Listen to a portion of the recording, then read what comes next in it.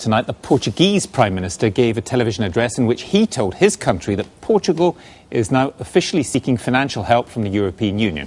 Here he is. We've asked the European Commission today for financial assistance ao nosso sistema financeiro e à nossa economia. To beef up our financial system and our economy. Tem em conta a situação política nacional e as keeping limitações in mind constitucionais the do difficult political governo situation in the country.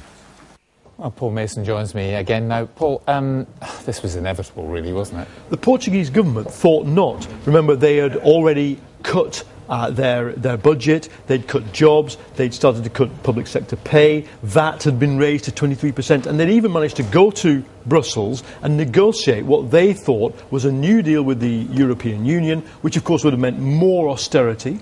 They came back to their own capital and their parliament rejected it. That started the train of events. They called a snap election, and the market just punished them day in, day out. They raised their cost of borrowing. It'll now cost about the European Union and the IMF about 80 billion, we think, to bail them out. But their troubles are not over.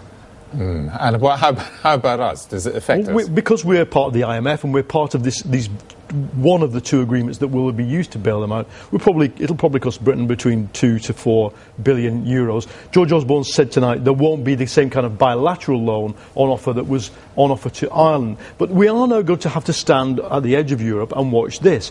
The second election this year where the outcome doesn't matter, because in advance it is decided that Portugal will have to have a level of austerity. Portugal, remember, is not Ireland. There's not the same sort of defeatism. There are 20% of the parliamentary deputies already on the far left.